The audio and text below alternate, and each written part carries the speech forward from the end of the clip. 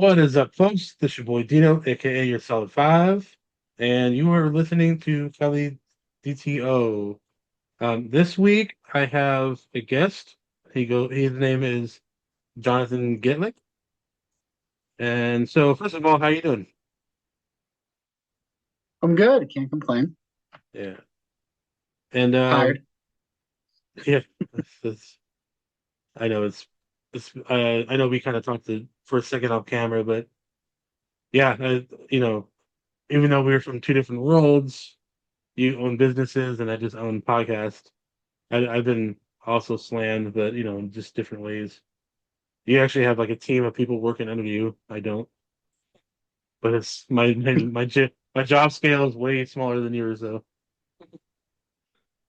You're an entrepreneur. You own a couple of different tipping businesses, correct? Correct. And so how did that come about? I mean, like, what's kind of like your origin story? So I come from a family that owns like comes from family that a lot of members have owned their own businesses.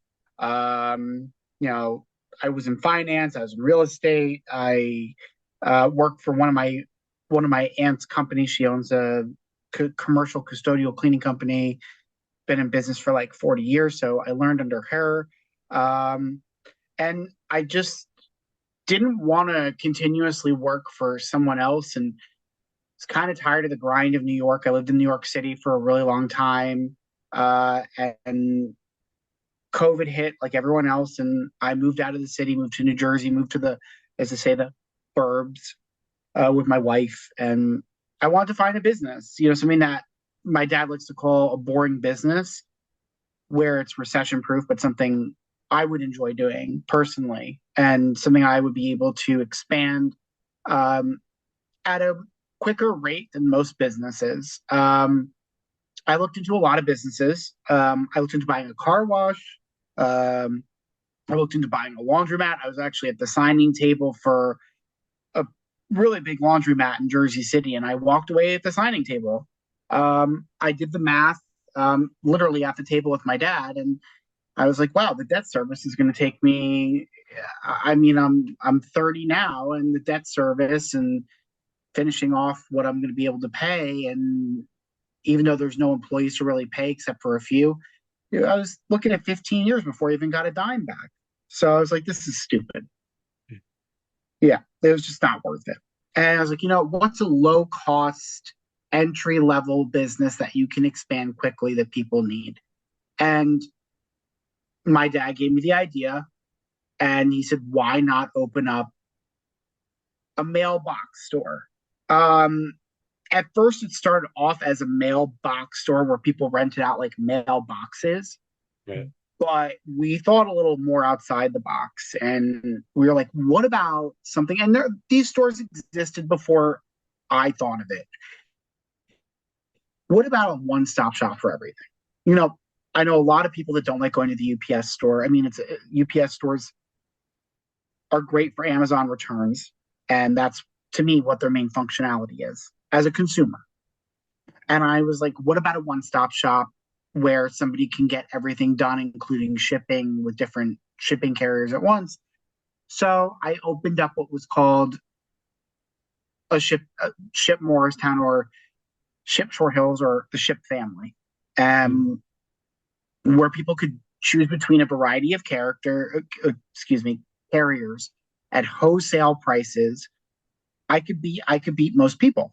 So I opened it up. I learned from a gentleman out in Illinois. He was a great guy, and I started off with my first store about 3 years ago in Lake Hiawatha, New Jersey, and then I moved on from there and built my own brand.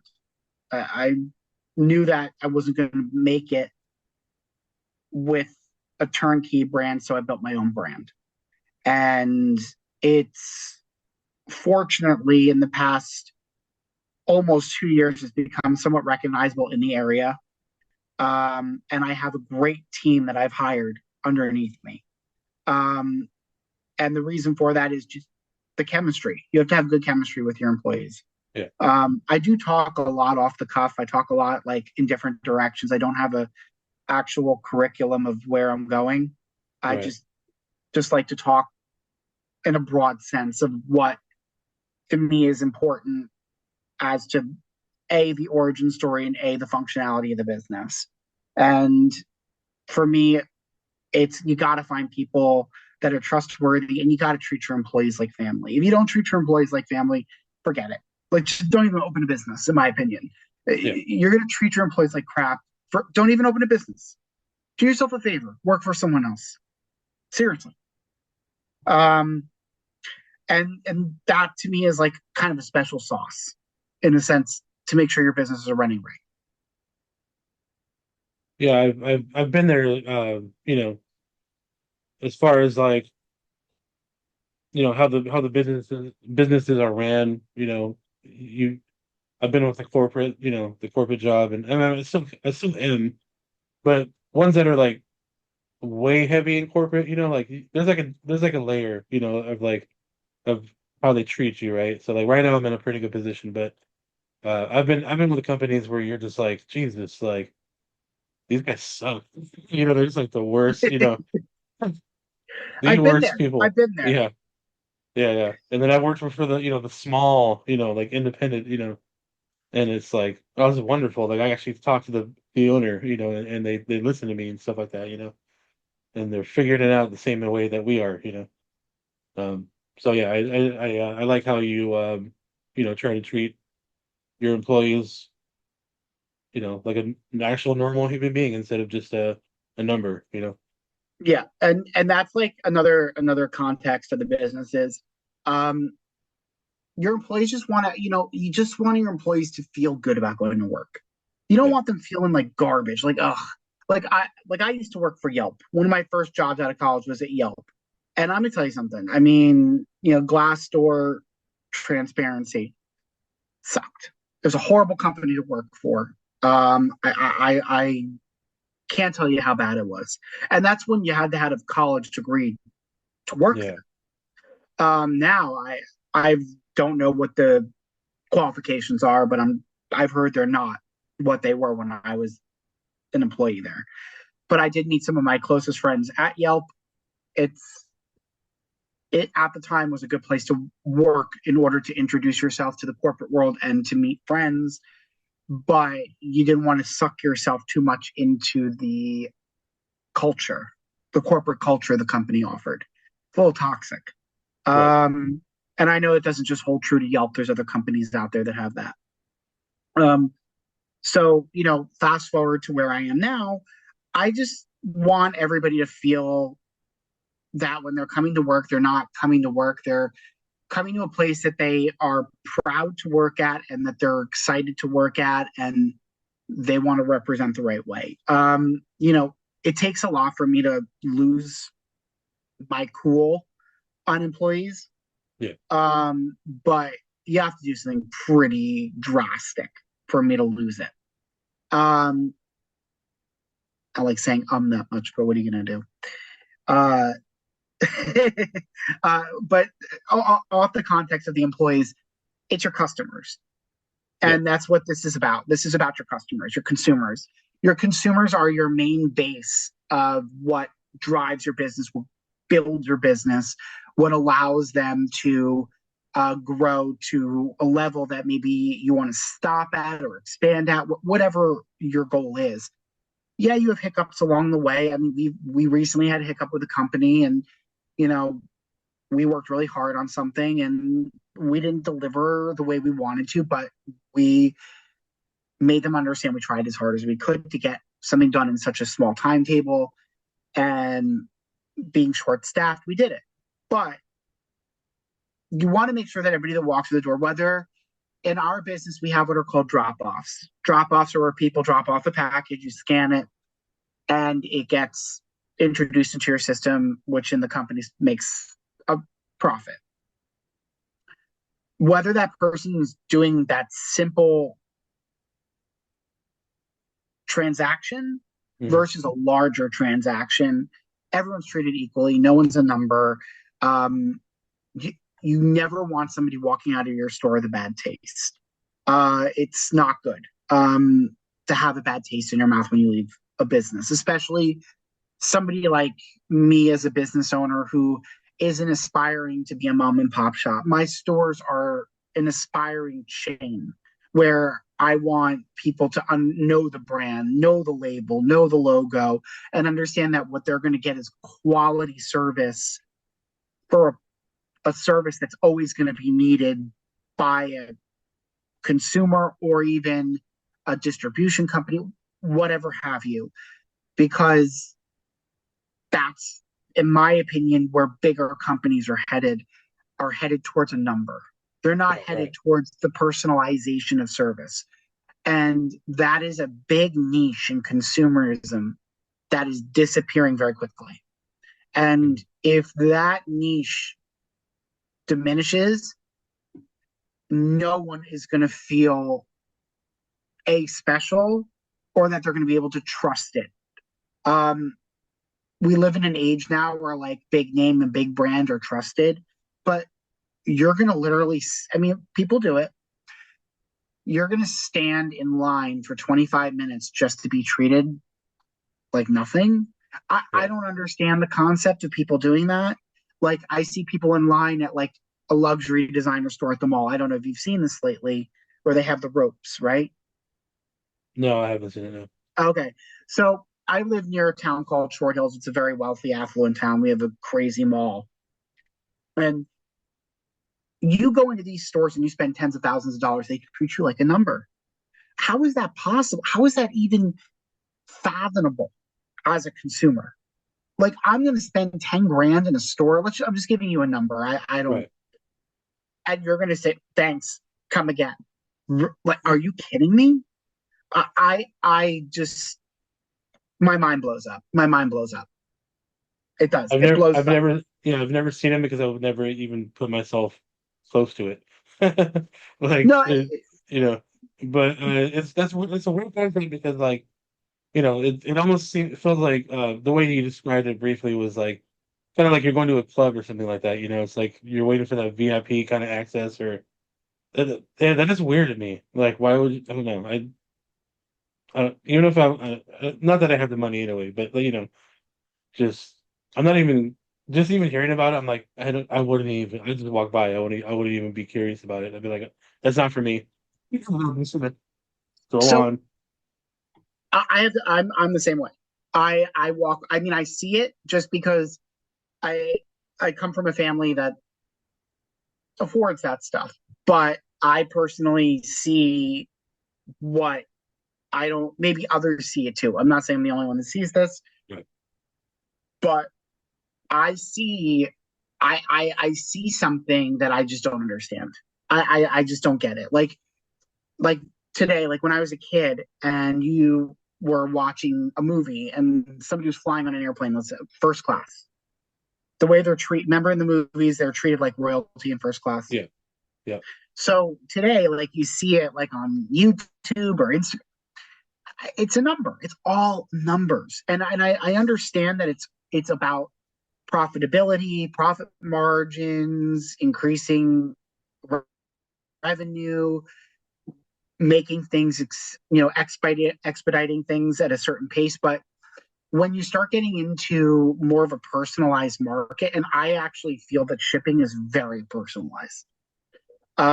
You're shipping something that is either a very valuable to you, something that's important, needs to get there at a certain pace, and you're spending this money because it means something to you. I don't Yeah. care if it's your passport. Obviously your passport means something to you, but it's a personalized business. And I don't think people understand how personable this business is. I've heard life stories time and time again from customers, and that's what they want. People want to talk, and we Yeah. offer that. Like when people come to our stores, we'll listen to you, we'll talk to you, we'll engage with you. It's the name of the game. It's, Hmm. hey, I know that, I know that shipping store in Morristown. I want to go there because they're nice. They treat me well, and I like the people that work there. And we offer them great prices, convenience, and tons of different services that we're going to offer them, whether it be a notary, printing. international, domestic shipping. It doesn't matter. We do everything in our stores. We have no limits to what we're able to offer people. Mhm. So it's just that personalized service that people, in my opinion, are really looking for these days. Yeah, I anytime I go to a store or some business, and I have some kind of like, go like back and forth with an employee, obviously a positive one. Um, I'm always more likely to come back, within X amount of time. And I will like exclusively go to that location just because you know, I'm like, oh yeah, like that person was cool. So like of course I'm gonna like head back, and do that. Otherwise, I hate going to a place where there's like you go in, you drop money, then you leave, for Yeah, something. It feels like empty. it does. It's an empty Yeah. feeling. I mean, listen. It's a boring business. I'm not going to lie to you. This is Oh not yeah. a fun, glamorous business where I can offer you the stars. I do business and personal services and shipping, but I just feel that there's more to it than just what I've seen as a consumer. And being a one stop shop for people is a big deal. Like offering people all three major carriers in one place is a big deal. Yeah. Um, you know, UPS stores, there's a lot of them. But like FedEx and the post office, I mean, there's a lot but FedEx is a little bit more scarce. So offering that FedEx and UPS and the post office under one roof gives people a lot of advantage, a lot of choice, and budgetary choices.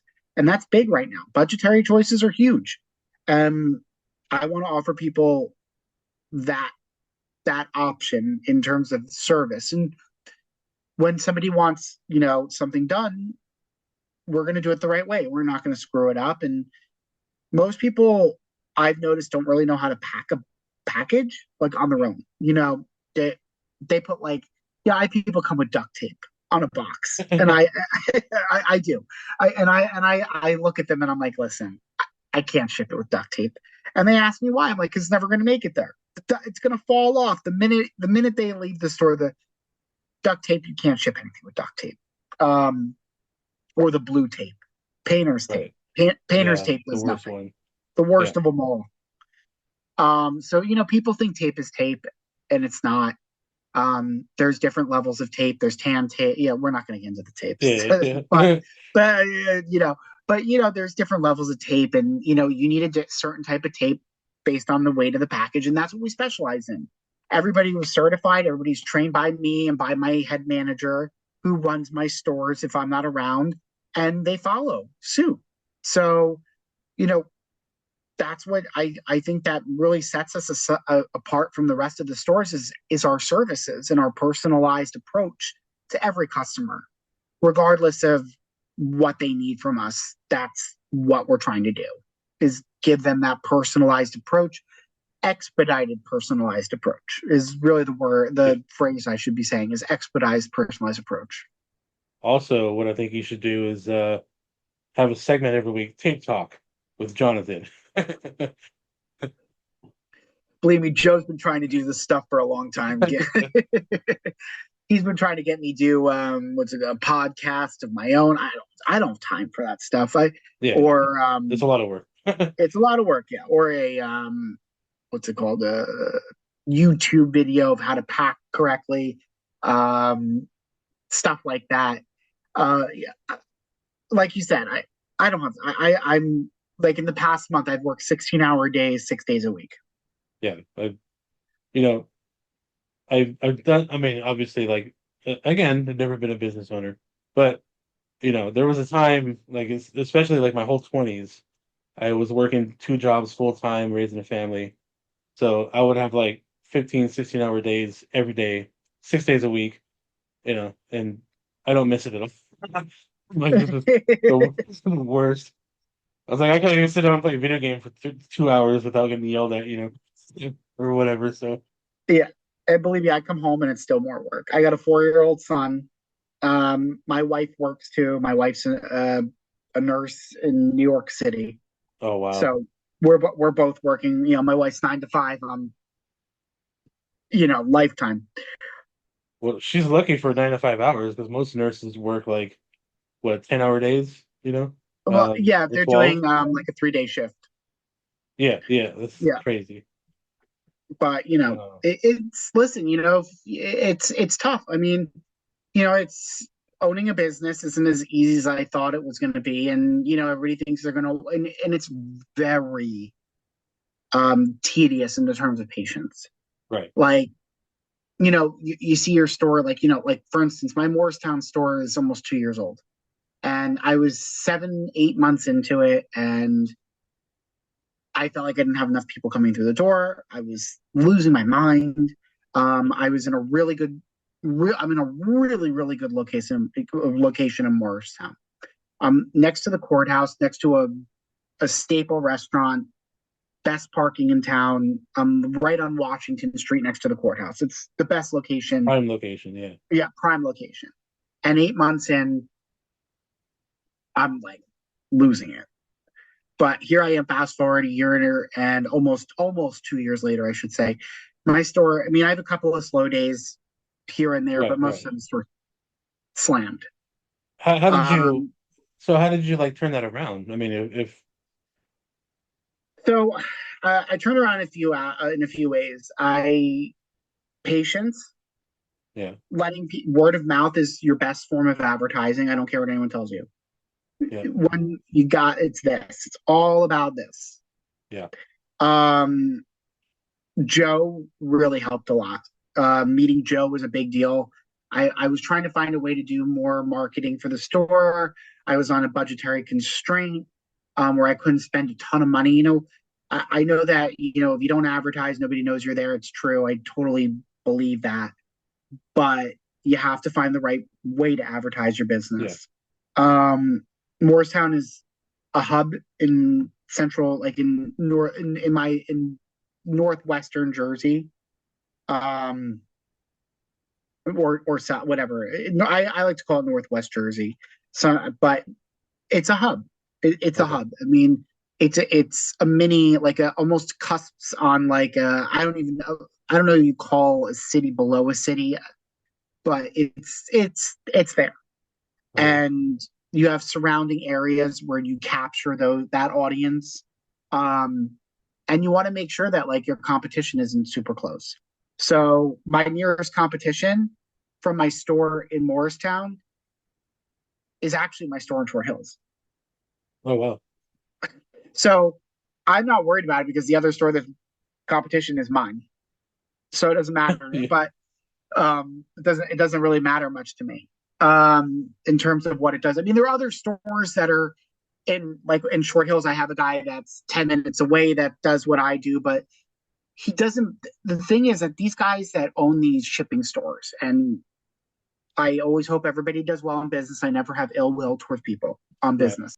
To me, those people need to understand that when they open these shipping stores, they're I'm sure they have the knowledge totally, Mhm. but they don't have I feel the ambition to expand their businesses. Um, a lot of them run the stores by themselves as a single owner. Um, they're mainly slapped together. When I mean by slapped together, I mean they're not like branded. Okay. And that's what I wanted to do with my stores is I wanted to look like a chain, branded, and noticeable to people who are like, oh, I know that brand, I know the Ship family, I know what that is. So that's what we're trying to accomplish. Right. So our stores have a certain color scheme, a logo. Each store is named after the town it's in and the year that the town was founded. Oh cool. So that way, each store that enters each region or town is kind of almost automatically interjected into the culture of the town, Right. where we are like, oh, like where we care about the town that we're in, which we do. I mean, I actually grew up in Morristown. So Okay. as a kid, so it means a lot to me to have a store near, well, Mendham technically, but I spent a lot of time in Morristown. And I spent a lot of time in Short Hills as a kid because my aunt and uncle lived in Short Hills when I was a kid. So that means a lot to me too. So these are two towns that I'm really happy that I put my kid, I put my stores into is to make sure that that like people understand that I actually have some sort of roots in the towns that I've opened my Right, stores right, in. I did open a store in Lake Hiawatha in the beginning. Didn't work out. That's business. That's how it works. right. Doesn't Yeah. work out. You find the best alternative and you move on. Um, but I just, I love the fact that like I've built a business. I don't have a ton of employees, but I built a business where anybody that's ever worked for me or does still currently work for me doesn't want to leave.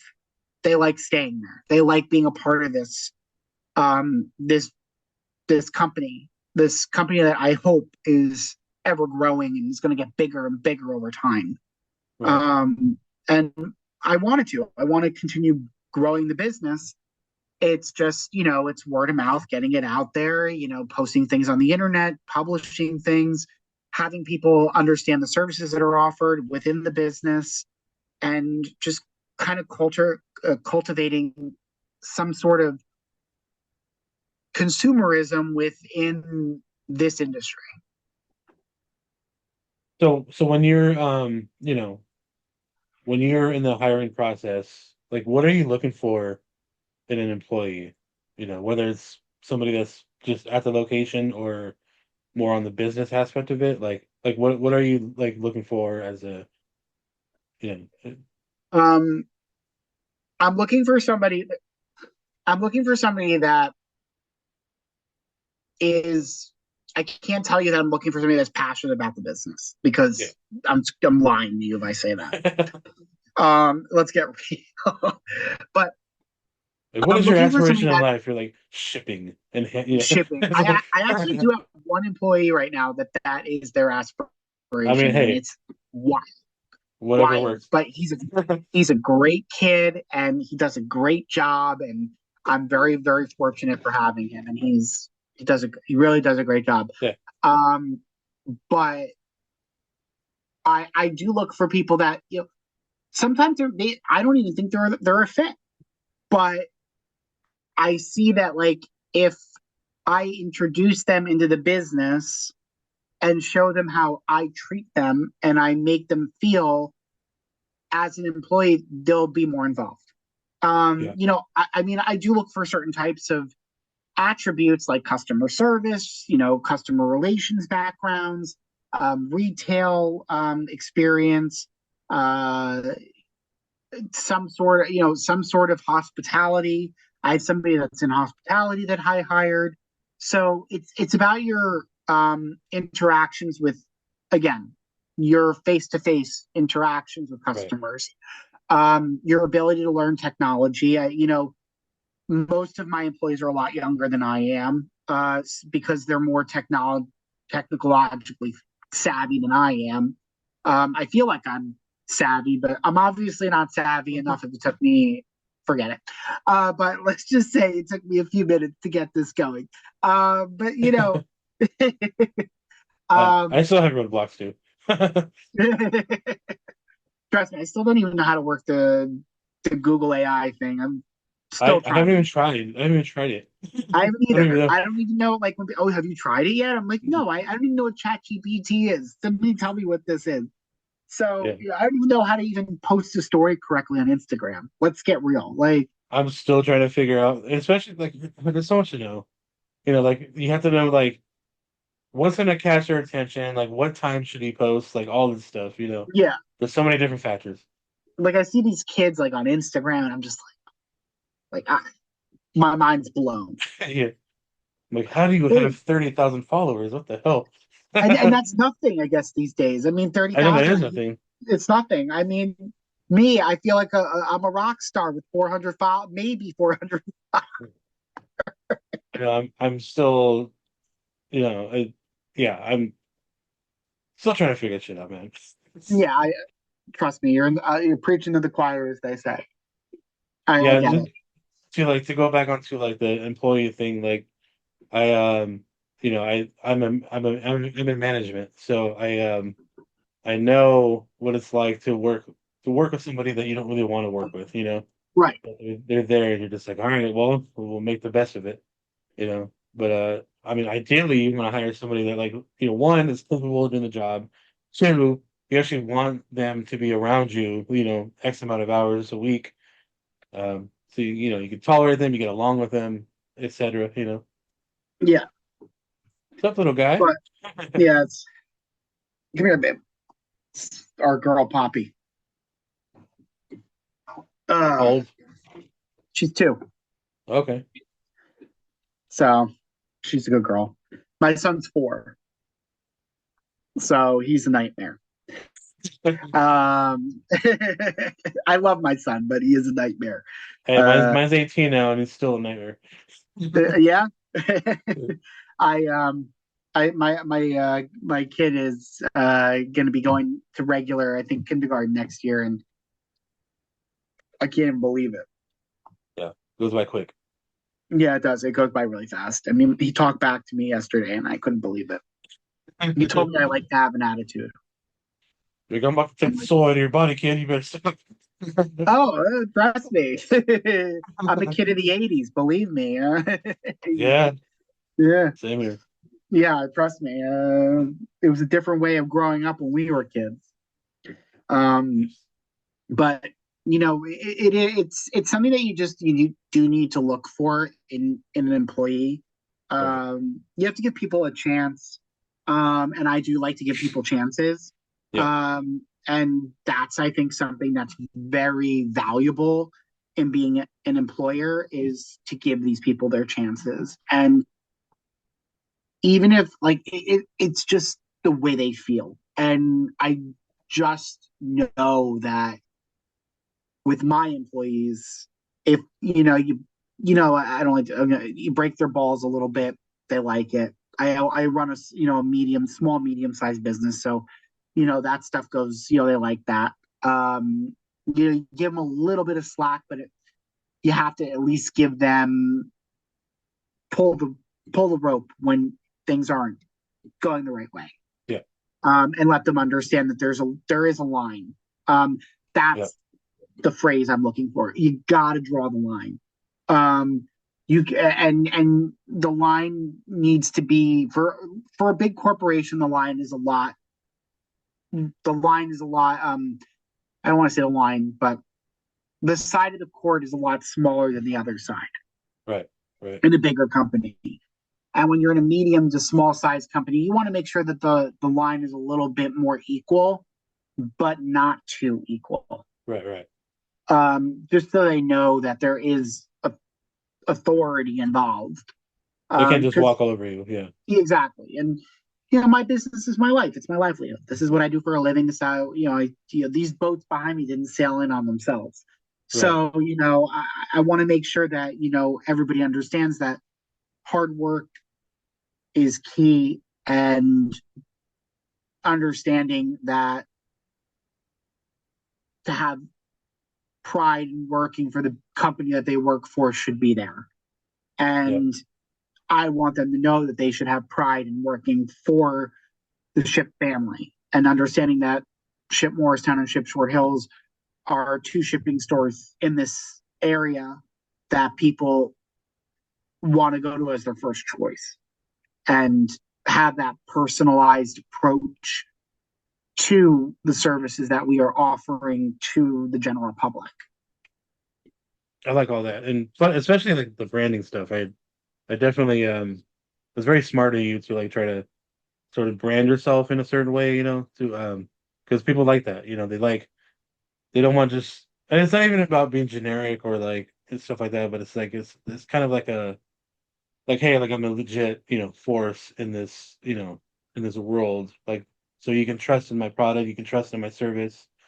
um we want you here, not just because like you're a number, but because this is something that I want to give you, like, the best the best we can offer you that, I guess just in general. But Yeah, you want to offer a genuine original product. That's already a product that's in existence. yeah, It's hard to do, and I'm not yeah, saying I've done it.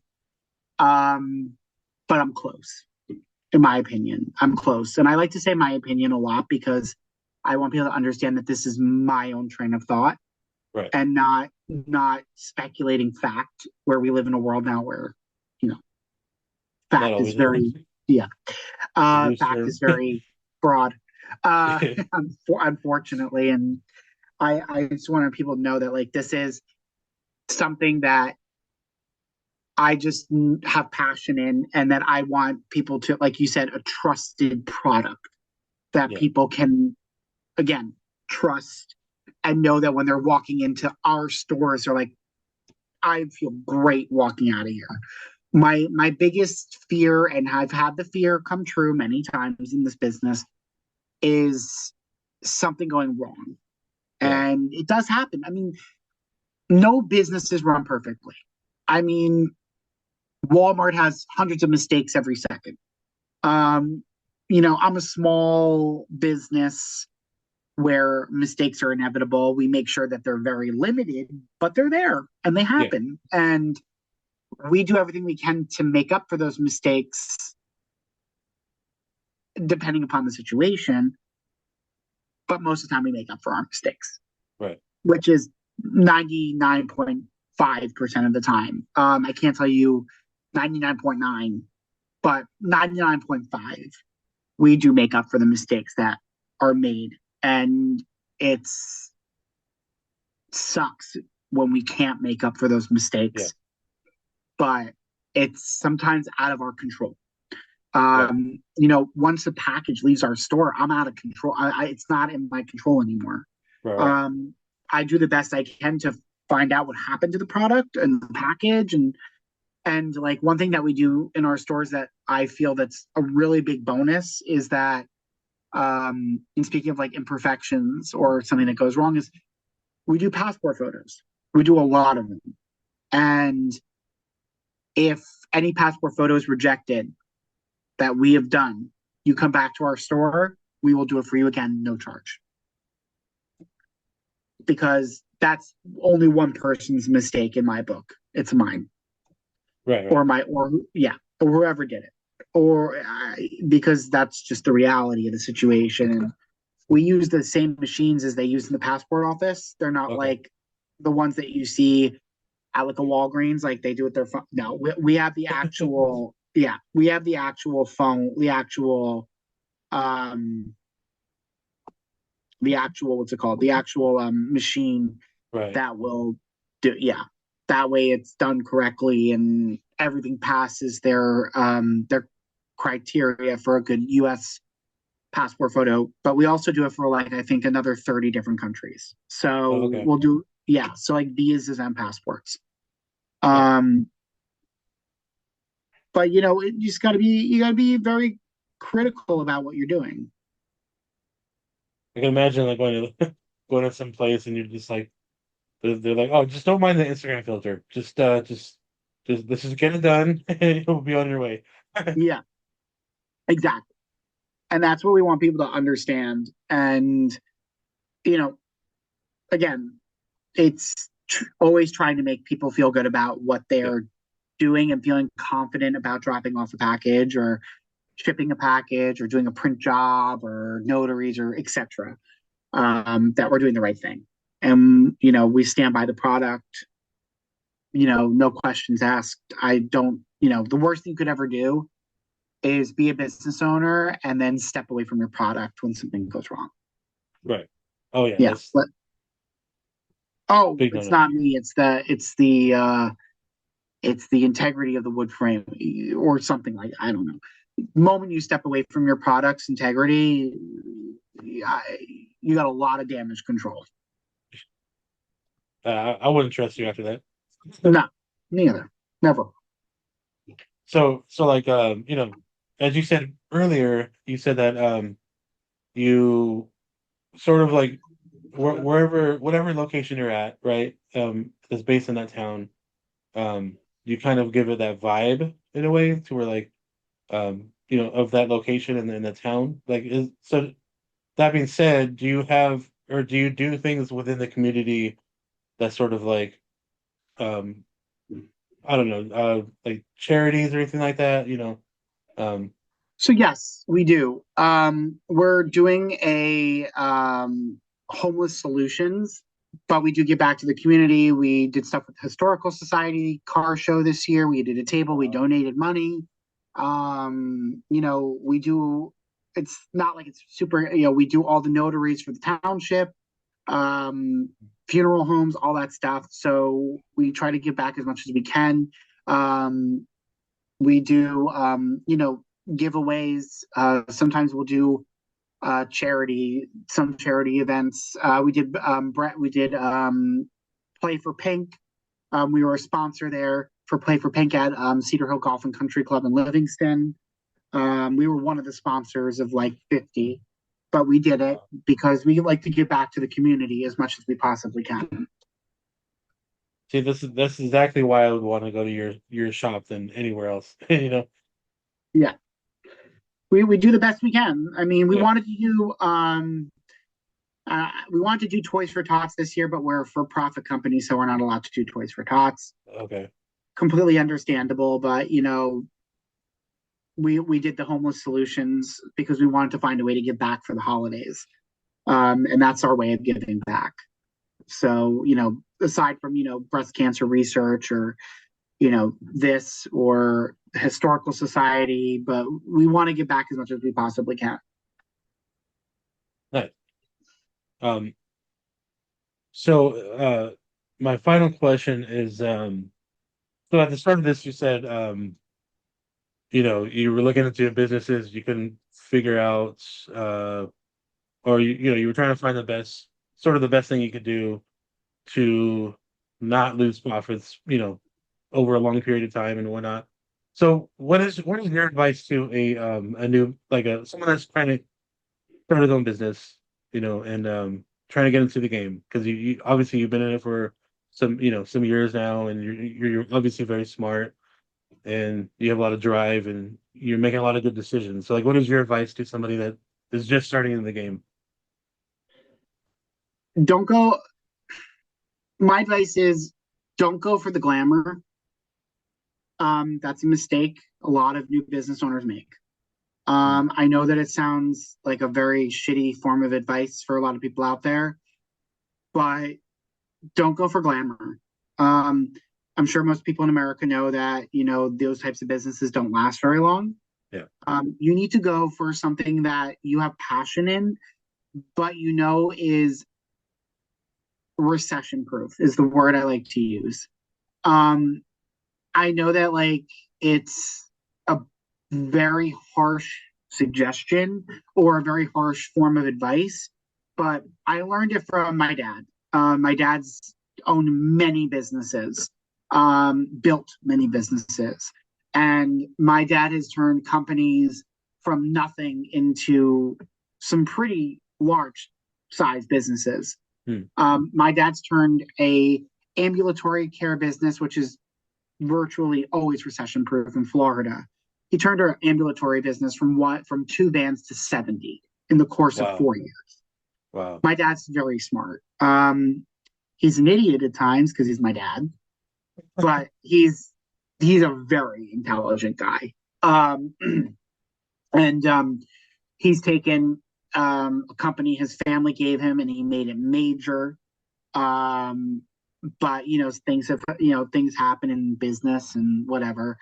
But my dad's very smart, and my dad's the one that gives me a lot of the advice when it comes to business, and I take it because I know that if there's anything my dad knows, it's business, and I've learned off of my dad, um around a long roundabout saying is like, do not go for your glamour, go for recession proof, go for something you have passion in, but at the same time understand that you may not see the glam of it. Right, right. Where I know that the business I'm in is not glamorous, at all. But I Right. know that I enjoy it. I know that I can do something with it that I would be able to would be palpable for me to endure for the next 5 years or 10 years to build it to something to a level where I'm comfortable with either handing it off or selling it or growing it, giving yourself like kind of an ABC. That way you have those three options in front of you. The one thing I have to tell you is you never want to build a business where you only have option A. And Okay. that's a big problem. And what I mean by option A is that you have built the business, you're at a point, but what are you going to do with it? Like you're there, there's no retainable value. It's not recession proof. It can fail at any moment. And you can't sell it, or you can't grow it, or you can't um, find a way to Like save it. um, it's not save, but well, save is a good word too, in a way to adapt it into something Okay. different. Adapt it into Right. something else. Or what I mean by adaptation is I mean by keeping it the same but adapting it into the next generation. Right. Right. Which we've seen Like in a where bunch of different things, like from like music or like video and stuff like that, right? yeah, I mean, it, yeah, exactly. Yeah. yeah, So I've taken this business and I've figured out a way to adapt it into the next generation where, to make it clean, fun, but adding certain aspects to it that make it attainable and palpable to not just like your 40 plus, but below. Um, yeah, there's nothing fun about shipping a package. There's nothing fun about doing print jobs. There's nothing fun about it, but you want somebody to walk in your store and go, you know what? I don't feel like shit coming into this yeah, store. yeah, That is the key. Don't feel like shit. Your customer doesn't want to feel like shit coming into a store. Like a gray, dingy environment, which is most of these stores. They're very yeah, gray. They're very blah. They're not like, our stores are farm themed.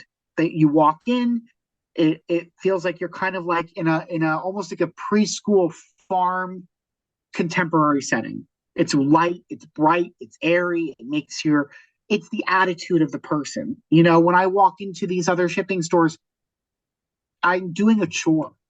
I know I'm doing a chore going into my store, but at least I know I'm going to get somebody at the counter that's going to engage with me, yeah, not treat me like a wallet or a number and that revenue. Somebody that's going to at least treat me right. You know, treating somebody like a human being doesn't cost anything. It takes a couple of seconds, but it doesn't cost you as a business owner anything. Zero. It's a $0 investment to treat people like a human. How amazing is that? The best unless, investment of your life could cost you $0. unless you're an Treat asshole. them like a human. We've had those, but you know Yeah, what? yeah. Even if you treat me like an asshole, I'm not going to treat you like one back. That's I not the way try. that I that's not try. the way the game works. Yeah. I have my days where I'm just like, nope, not today, Satan. I, You know. I listen. There's mornings where I'm just like, ugh, but I'm like, they come to the camp. Hey, how are you? You know, Oh yeah, no, I know I have a resting bitch face most of the time, but like, I am a very friendly person. Like once you start talking to me, it's like, Mhm. that's when the conversation happens, and unless like you're throwing me attitude, like, I'm totally chill and fine and whatever. Uh, Yeah, like I understand. I completely get that. Like, but yeah, like I have people that come in with an air of attitude all the time, and I mean, you can't treat them the same way back. There's just yeah, no I know it doesn't do anybody any favors, but it does nobody any favors. I yeah, mean, the consumer wants to treat me like crap, then let them treat me like crap. I mean, I don't even let people even know I own the store. I'm behind the counter. I don't okay, I'm not act I actually do interact with my customers face to face That's a great. lot. I don't have, I mean, I do have an office and I sit there and I do my work and I have my stuff, but I do my face to face with employees and my customers. Um, You have I to. am Yeah. starting, yeah, I have to, but I am starting to tone down the interaction with customers. The only reason I want to keep it going is, and I'll keep it going forever. It doesn't matter how big we get. I'll walk into any store and I will go behind the counter. And the reason why is I want my employees to see that one, I'm treating the customer the way they should be treating the customer, but I'm not above my employees. Right. Um, Hard work pays off, and they need, other than the other my managers, I just want them to see an example of what they need to do. Um, some of those key points might be a little bit repetitive, but sometimes you need to be repetitive to get the point across. Yeah. And for me, it takes a lot of repetitives to get the point across, truthfully. I mean, a lot. So what's next for you? Are you going to be opening more stores soon, or you're just kind of I holding off just for opened now? my store in Short Hills 6 months ago. Okay. Um, my goal is to open another store. I'd love to. Yeah. But you don't want to. That's another form of advice I have to give people is don't spread yourself too thin. Um, Big mistake in business. I have two stores, and I wouldn't consider opening another store for at least another maybe year. Okay. Maybe, and that's a big maybe. Right. Um, that that's a big mistake I see a lot of people make in business is they spread themselves too thin too fast. And I'm going to be honest with you, there are some days where I feel like I've spread myself too thin too fast. Yeah. Me too. But but I think that we all go through that. Yeah. And if you haven't gone through that, um, then you haven't really dealt with the real pains and aches of being a business owner. And I'm not saying just saying like any business owner. It doesn't matter what type of business you have. It's just that you're always going to feel like you're spread thin. Um, Right. and you're going to subsidize your business. You're going to spend a lot of money, and you're going to pull your hair out. But if you do it right and you follow your recipe and you don't stray away from it, you'll succeed in my mind. Do I feel like I've succeeded yet? No, I totally don't think I'm a successful businessman. I think I'm doing well at what I'm doing now, but I don't think I'm successful yet. Right. Um, you know, I when I feel successful, I'll tell you. Yeah. Yeah. Yeah, but I'm in the same that's boat. not I'm in today. the same boat. Like especially like with my other channel, I'm like, all right, having these conversations with certain people, I'm like, okay, every guest is like a step forward to like the next bigger guest, right? Or whatever. So Yeah, that's kind of like how it is. You know, but it's all about growth, right? Growing, and figuring out what works, what doesn't work, all that yeah. stuff. So yeah, That's why I always tell my employees that's why they pay me the no bucks. yeah, It's yeah, exactly. Oh God, true, it's but it's part of the deal. it's part of the deal.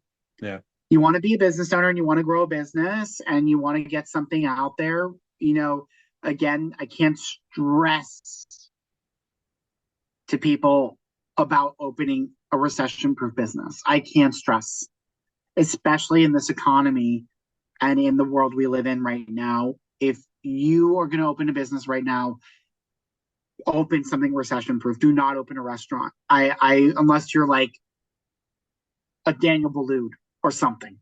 Don't open a restaurant. but even then, they It's still fail. they fail too. Yeah. Yeah, I We are living in, I mean, very very crazy times, yeah, and that's a business. Like I said again, glamour businesses are a big gamble in the yeah, business world. Um, Top Golf failed. Callaway came in and rescued them, and that was a big business. yeah. Um, I just read the article the other day. I couldn't believe it.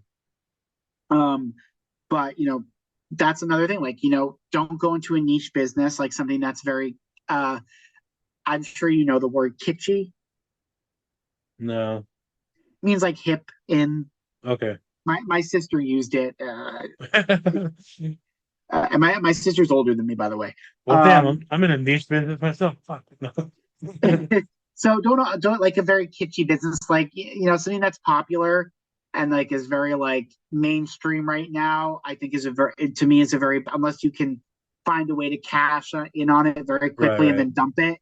But I'm very like don't do that in the business world.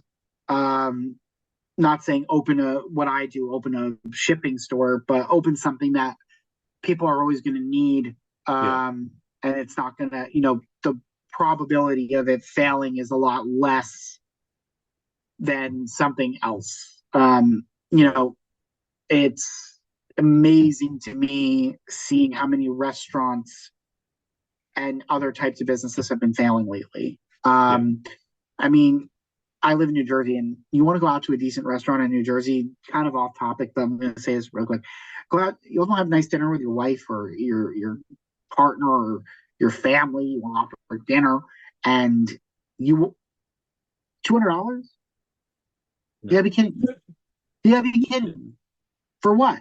What I Yeah, yeah, yeah, yeah. that's For some pasta? No, I'm good. think so. And that's like where we are right now, Yeah, um, and it's very scary to see that. But again, I encourage and implore people to find the right business if they're that type of a person that doesn't want to work for someone else, wants to spend the 5 to 10, well, 10 years is a lot. Spend the 5 to 7 years to build something that's going to be sustainable if they're ready for that a yeah, commitment. Um, to find something that that they can handle and enjoy doing for a while, um, and know that like they can expand. Expansion's very big in my world of business because the more you expand your business and the more you can give that brand recognition, because we're in a world of brand recognition. I'm not blind to that. right. The more you can give that brand recognition, especially into a non into a recession proof product, the more golden you'll be.